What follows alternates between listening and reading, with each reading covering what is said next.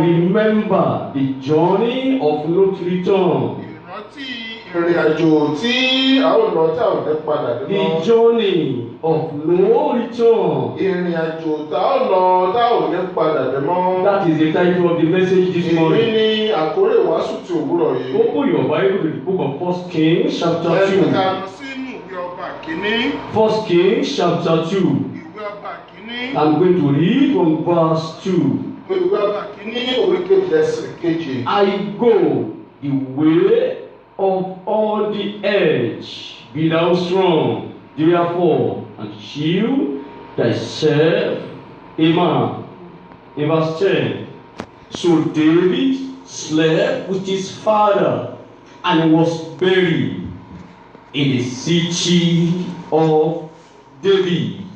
Joshua chapter, the book of Joshua chapter 20. Joshua chapter 23.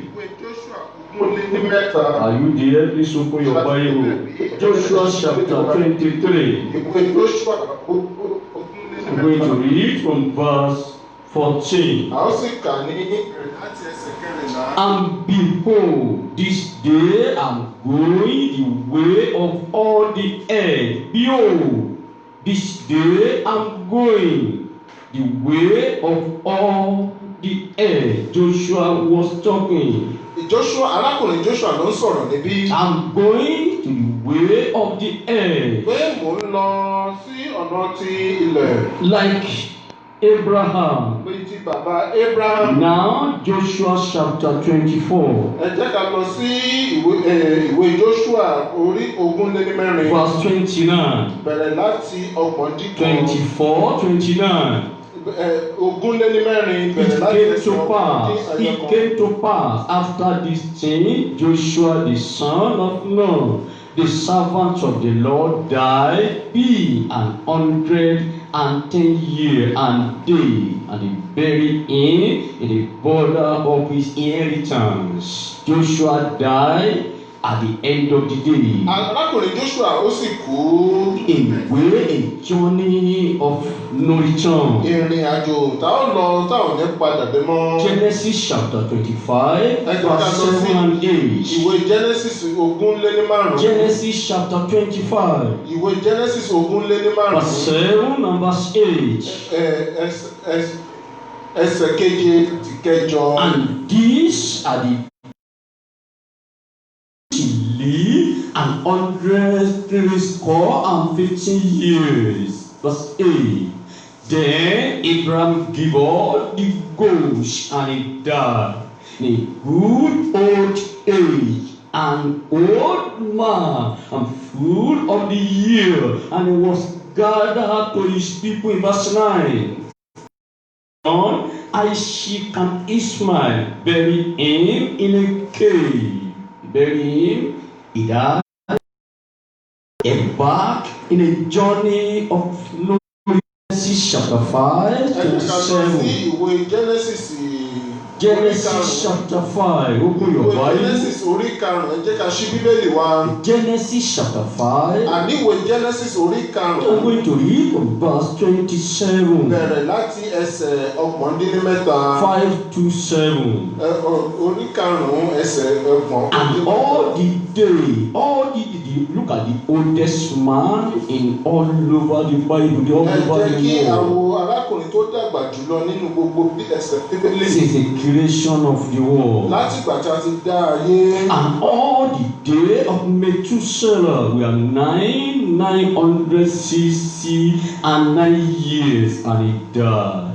960 years, and he died at the end of the day. Samuel, 2 Samuel chapter 14 verse 14. Ẹ jẹ́ ká lọ sínú ìwé Samuel kejì. 2 Samuel chapter 14 verse 14. Ìwé Samuel kejì. Chapter 14 verse 14. Ìkẹrìnlá ẹsẹ̀ kẹrìnlá. For we must needs die. For we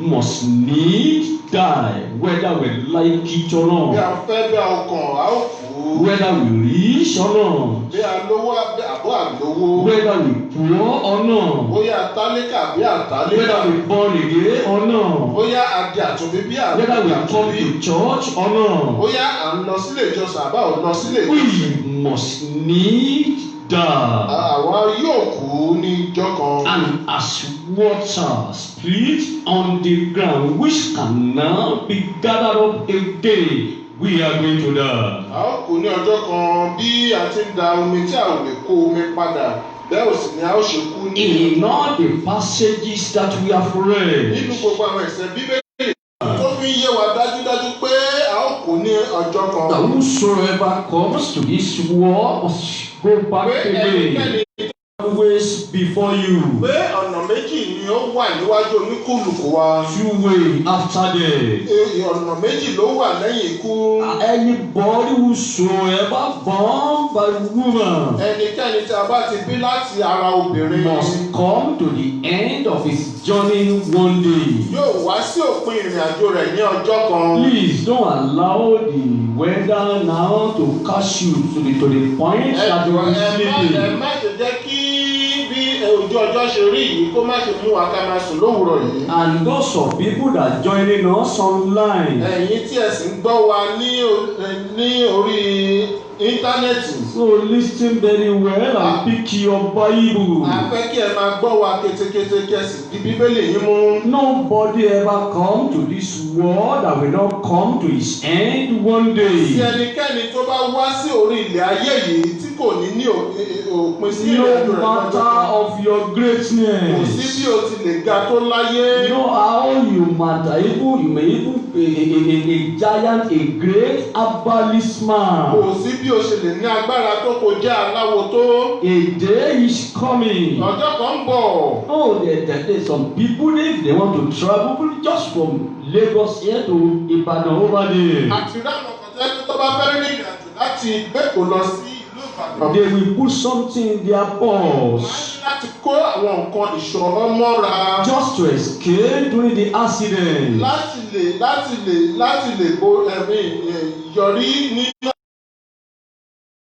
From the armed robber, tí àwọn olè bá yìnbọn. they cannot travel without those charms. Àwọn irú àwọn èèyàn báyìí wọn ò lè rìnrìn àjò láì má fi They òkú sí were ara. so believed that those charms will save them at the point of Wọ́n accident. gbàgbọ́ pé oògùn yìí yóò dáàbò bò wọ́n ní àwọn àkókò jàǹbá ọkọ̀. On the last very day of the journey of a man, Àmọ́ ní àkókò ọjọ́ ìgbẹ̀yìn ìrìn àjò ènìyàn láyé. no charm will save, Kò sí oògùn kan tí no ó prayer will save, Kò sí àdúrà kan tí ò ṣe no é. prophet, no pastor that will Sí òkè save. kan àbí ìránṣẹ́ Ọlọ́run kan tí yóò dáàbò bò Remember that very day will come one day. mo fẹ́ kí ẹ rántí ọjọ́ náà èyí tí a wá sí ayé. Whether you are saved, whether you are not Ó saved, jẹ́ o ti di àtúnbí àbí ò kì í ṣe àtúnbí. whether you like come to church or Ilé ìjọsìn àbí ò tiẹ̀ fẹ́ràn rẹ̀. that very day, Ọjọ́ kan yìí no powerful one, no prophet will escape that very day. Wòlíì kan tí ò bọ́ ní Abraham ọjọ́ náà. died, Arákùnrin bàbá Ábúráhámù Moses died, ẹ̀sìn ni Mósè kú pẹ̀lú. Jacob died, Jákọ́bù kú pẹ̀lú. Elisha and Elijah they all gone. Èláíṣà àti Èláíjà àwọn náà sì ti lọ. Joshua knew that he was about to die. Arákùnrin Joshua mọ̀ wípé àkókò ti tó láti lọ. Isaac knew that he was about to die. Ọkùnrin Áísákì náà mọ̀ nígbà tí àkókò dé láti Every lọ. one of them know they are going to die. Gbogbo wọn ni wọ́n mọ̀ wípé nígbà tí wọ́n fẹ́ lọ. Do you remember? Do you wake? Is there any day that you even wake up in the morning and think about your final day? Àárọ̀ kan wà bí tí a ronú pé a ó lọ ní ọjọ́ kan. You, children, adults, is there any day that you Ní even ọmọdé wake ní up àgbà ìjẹ́ ọjọ́ kan wà tí ẹ jí bí. and think about your last day? Tẹ̀sí ronú nípa ọjọ́ ìkẹyìn ayé yìí. You take some time, you even meditate and think about your school, your career. Èèyàn á gbé ọkọ kalẹ̀ yóò ronú nípa rẹ̀. That is what they always think about, their career, their future, the school, the academy. ọjọ́ ọ̀la wa, ilé-ìwé wa, iṣẹ́ wa, okòwò wa, òun ni à ń ronú nípa rẹ̀. Even parents, our Àwọn parents, òbí náà pẹ̀lú. we always after our tomorrow. Ọjọ́ ọ̀la wa ni a máa ń lépa rẹ̀ nínú We always after what to do to become somebody in life. Òkí ni a ó ṣe tá a fi jẹ́ ènìyàn láyé èyí. How to train our children to become somebody in life. Bí a ti kọ́ àwọn ọmọ wa tí wọ́n fi jẹ́ ènìyàn láyé láwùjọ la máa ń ronú It's nípa rẹ̀. good. Nítòótọ́ ó dára. But do you ever wake up and think about this last day? Kẹjí lówùrọ̀ kẹjẹ ronú nípa ọjọ́ ìkẹyìn Do you ever even think about your late father or late mother that came to this world and nípa àwọn bàbá gone? tó ti lọ àtàwọn màmá tó ti lọ àti ibi tí wọ́n lọ. Anytime you see a burial ground like that, that's our father here. Ìjẹ́ bá tẹ̀ ti rí ibojì òkú bíi ti bàbá wa tí ń bẹ. Do you ever think about it that one day you are going to be like this? Yẹ́ ti ronú wípé ọjọ́ kan bọ̀ tẹ̀mí náà dàbí ẹni yìí o. One day I saw one of that's our late father here, one of our daughter. Lọ́jọ́ kan mo rí bàbá wa níbí, mo rí ìkan náà àwọn ọmọ wọn tí ń ṣe obìnrin. She begin to all the gbogbo àwọn tó rù sórí bàbá yẹn, all those things that are there, she begin to clean it and begin to pack it. She begin to.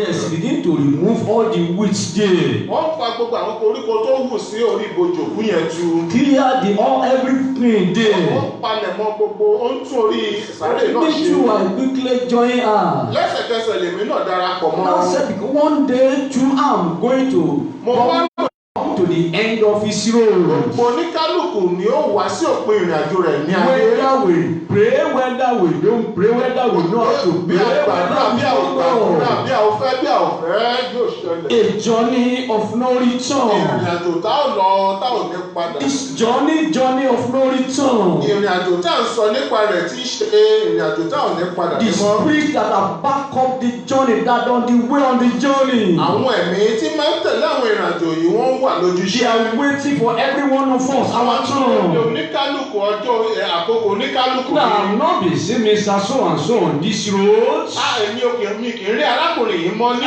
ìrìn know àjò. I have not ever seen him on this Mi road. ò tiẹ̀ rí arákùnrin yìí mọ́. Though he's coming. Ó bọ̀. The spirit knew that you are still roaming about. Ẹ̀mí rẹ̀ ń mọ̀ wípé ó sì ń rìn kiri. You are still in the world. Ó sì wà nínú ayé. Those spirits that control the journey that Àwọn way. ẹ̀mí tí máa ń darí àwọn ìrìn àjò yìí. Though they are always waiting. Wọ́n wà lójú iṣẹ́. Mr. So and so will come one Pé day. arákùnrin Sister so and so will come one day. Arábìnrin yìí ń If bọ̀ lọ́jọ́ our kan. pastor, prophet so and so, we are Ìránṣẹ́ waiting for Ọlọ́run yìí him. àti wòlíì ń bọ̀ lọ́jọ́ kan. Even those rich people, they knew. Àwọn lọ́rọ̀ náà mọ̀. That is why they every year by year they revisit their Èyí will. ló ṣe mú kán máa wo àwọn ìwé ìlú wọn. They knew that the day will come that they will Wọ́n ní die. òye pé ọjọ́ kan bọ̀ tí àwọn yóò kú. Nobody know that day. Bẹ́ẹ̀ sì ni kò sẹ́ni tó mọ That is ọjọ́ náà. why they plan day by day. Those Èyí rich wọ́n ṣe máa ń man. gbáradì lójoojúmọ́ láwọn ọlọ́rọ̀ yìí ṣe máa ń gbáradì Do lójoojúmọ́. you know they fail in one thing? In fact, they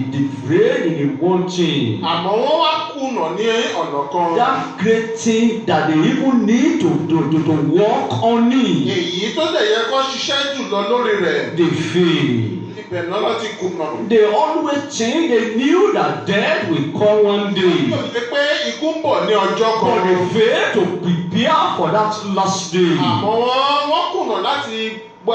It's ahead. Wọ́n mọ̀ wípé ọjọ́ ìgbẹ̀yìn yẹn ó ń dúró dè They àwọn. knew that the journey of no return is ahead. Wọ́n mọ̀ wípé ò ní padà dé But they wọ́n bọ̀ fail lọ́jọ́ to kan. plan for it. Àmọ́ wọ́n kùnà láti gba. Isaac and David plan for it. Abraham, Isaac, Jacob gbogbo wọn gbáradì fún ọjọ́ náà. David said, I'm going to the way of the end. Arákùnrin Dábìdì sọ wípé mò ń lọ nínú àjò náà. Another one said, I'm going to the way of our forefather. Ìkan sọ wípé òun ń lọ ìrìn àjò ìràwọn ìjọ bàbá ńlá bàbá And àwọn. nobody know how that day will be. Kò dẹ̀ sẹ́ni tó mọ bí ọjọ́ náà ṣe máa rí. And the children will begin to cry, oh, we lost. Àwọn ọmọ màmá ké pé bàbá wa ti lọ. Our mother have gone. Pé màmá wa ti lọ. And I'm praying for you this Ní òwúrọ̀ yìí. You will not die untimely death. O ní kúkú àìtọ́jọ́ ní You orúkọ will not Jésù. die an untimely Kúkú death. àìtọ́jọ́ You ní will orúkọ not die Jésù. before your day. Kú ṣáájú àkókò rẹ ní orúkọ Jésù. Believer, Christian Onígbàgbọ́ ti ṣe. must always prepare for it. Wọ́n gbọ́dọ̀ máa gbáradì fún ọjọ́ náà. Nobody know even the physical journey that we go and not come back again. Tó mọ ìrìn àjò tó wọ́n rìn tí kò ní padà. The physical journey, the travel, the Àjò ọkọ̀ ni wọ́n ń lọ tí wọn kò padà dé mọ́. some people through the plane. Àwọn ọkọ̀ ìrìn àjò bàálù ni. One way or the Ní other, ọ̀nà kan sí òmíràn. we must come to the end of the road. A ó wá sí òpin ìrìn àjò The road may look like no end Ìrìn àjò sometimes. náà nígbà mi lè dàbí pé kò ní òpin. Don't behave.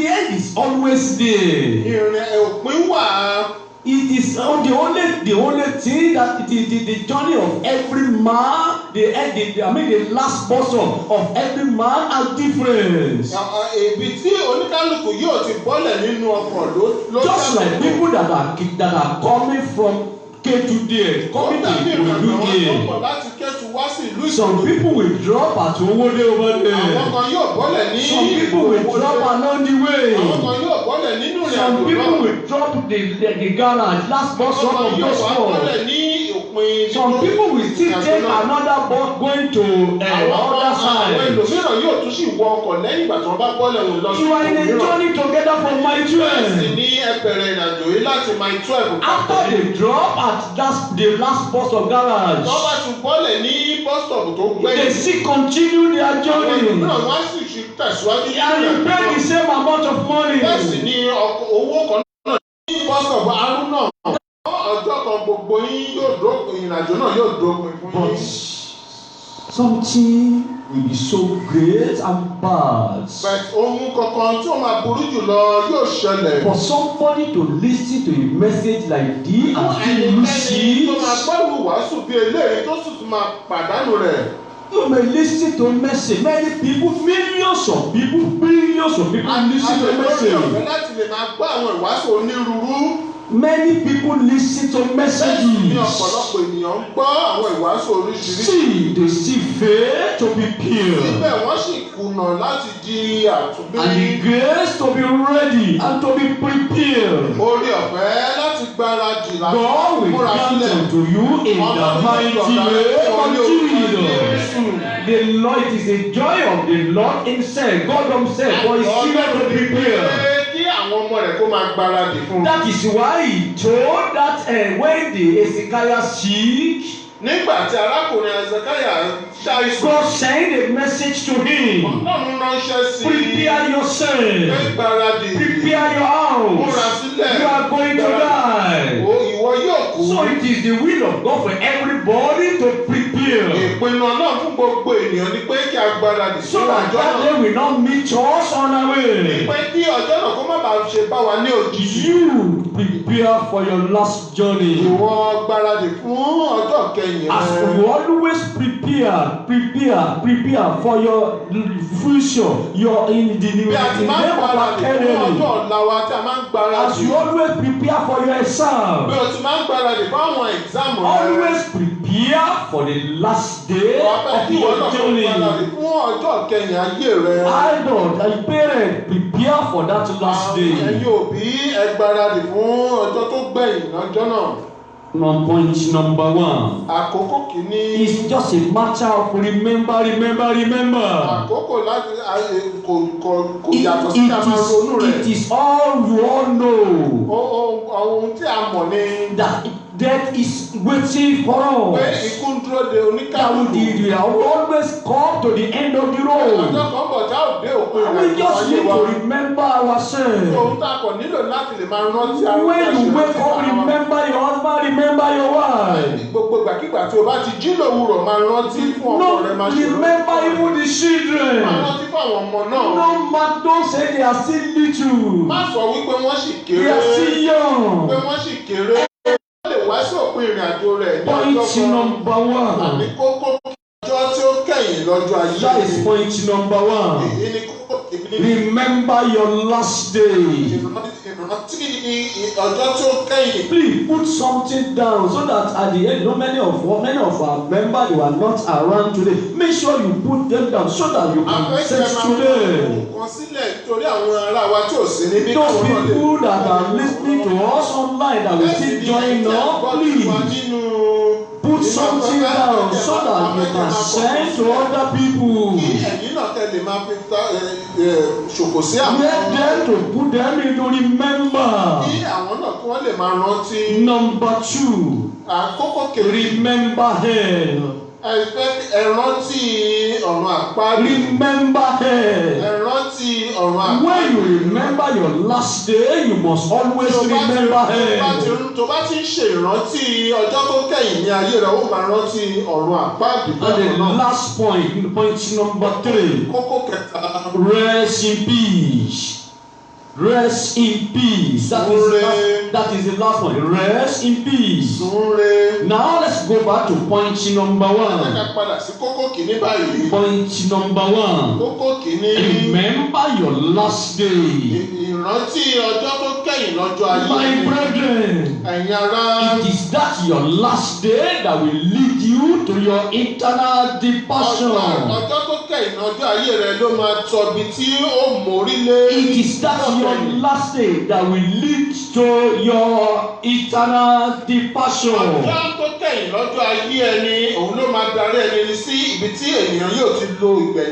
The eternal departure, when you say bye bye to this world. That is point number one. Now point open your Bible in the book of Ecclesiastes chapter 12. Ecclesiastes chapter 12. From verse 1. Youth, are you there?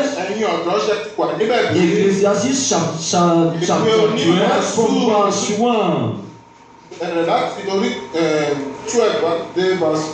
Now from verse 1. Remember now thy Creator in the days of thy youth. Everybody, everyone. Remember now thy Creator in the day of thy youth, while the evil day say, I have no pleasure in them. Let me explain a bit that verse.